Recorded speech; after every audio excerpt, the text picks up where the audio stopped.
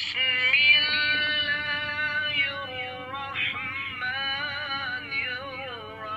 اللہ الرحمن الرحیم۔ السلام علیکم ورحمۃ اللہ وبرکاتہ۔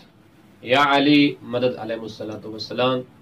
آج کا جو سوال ہے، جو فقہی مسئلہ ہے، وہ یہ ہے، عموماً لوگوں نے اپنے گھروں میں، اگر ہم دیہات کی مثال لیں، اب تو یہ شہروں میں بھی رواج بن چکا ہے کہ لوگ گھروں میں کتوں کو پالتے ہیں، اسے ہم پالتو کتا کہتے ہیں، یا کچھ لوگ ہوتے ہیں انہوں نے جانوروں کا جو ہے، جو انہوں نے ایک خاص مقام بنایا ہوتا ہے، خاص جگہ بنائی ہوتی ہے، جانوروں کی دیکھ بھال کے لیے بھی انہوں نے جو ہے وہ کتا رکھا ہوتا ہے۔ اب اس پہ بات نہیں ہے کہ آیا کتا رکھا جا سکتا ہے یا کتا نہیں رکھا جا سکتا، انشاءاللہ یہ ہم آپ کو کسی اور دن بتلائیں گے۔ جو آج کا سوال ہے وہ یہ ہے کہ کیا اگر کتا گھر میں ہے یا گھر کے باہر انسان کا جوتا پڑا ہو اور وہ جوتے کو چاٹ لے تو کیا وہ جوتا پاک ہو سکتا ہے؟ تو ایک قانون اپنے ذہن میں بٹھا لیجئے کہ جو چیز بھی نجس ہوتی ہے وہ پاک ہو سکتی ہے۔ ہاں، اس پہ ہمیں اطلاع ہونی ضروری ہے کہ اس کے پاک کرنے کا طریقہ کیا ہے۔ آیا یہ کر پانی سے پاک ہوگی، جاری پانی سے ہوگی، یہ الگ موضوع ہے، لیکن جو چیز نجس ہو جاتی ہے اس کا پاک ہونا ممکن ہے۔ اس کے لیے طریقہ کیا اپنایا جائے گا، کس طریقے سے اس کو پاک کیا جائے گا، یہ جاننا ضروری ہے، اور اس کے لیے علماء اور فقہا کی طرف ہمیں رجوع کرنے کا حکم دیا گیا ہے۔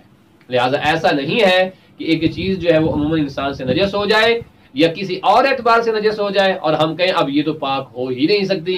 جب کنویں میں نجاست گر جائے، کنواں پاک ہو سکتا ہے، شریعت نے کنویں کو پاک کرنے کا طریقہ بیان کیا ہے، تو یہ کیسے ممکن ہے کہ روز مرہ جو ہماری معمول حیات میں چیزیں شامل ہوں وہ نجس ہوں اور وہ ہم پاک نہ کر سکیں، یا ان کے پاک کرنے کا شریعت نے ہمیں کوئی طریقہ نہ بتایا ہو، یا ہمیں وہاں پہ مجبور کر دیا گیا ہو کہ یہ تو پاک ہو ہی نہیں سکتی۔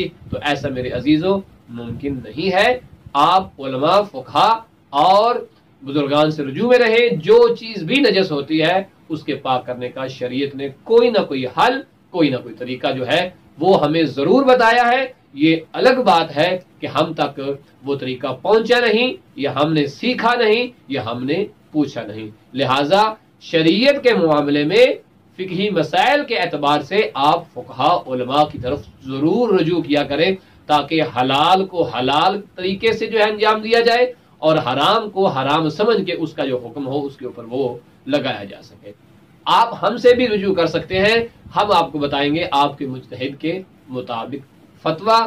جو آپ کا فقہی سوال ہوگا وہ آپ ہمیں واٹس ایپ پر یا یوٹیوب کے اوپر ہماری ویڈیو کے نیچے کمنٹ کر کر بھی پوچھ سکتے ہیں۔ انشاءاللہ تعالی وہ فقہی مسئلہ روایات آل محمد کے اعتبار سے آپ تک ضرور پہنچایا جائے گا، اور آپ کو ہمارا واٹس ایپ نمبر اسکرین پہ بھی نظر آ رہا ہوگا کہ 00964771617269، اس پہ آپ ہمیں جو ہے وہ میسج کر کے بھی اپنا سوال بیان کر سکتے ہیں، اور انشاءاللہ بہت جلد آپ کو آپ کے مجتہد کے فتویٰ کے مطابق جو ہے وہ آگاہ کر دیا جائے گا۔ اپنا بہت سارا خیال رکھیے گا، اور دین سیکھنے میں کبھی بھی شرم محسوس مت کیجیے۔ صلی اللہ علی محمد و آل محمد۔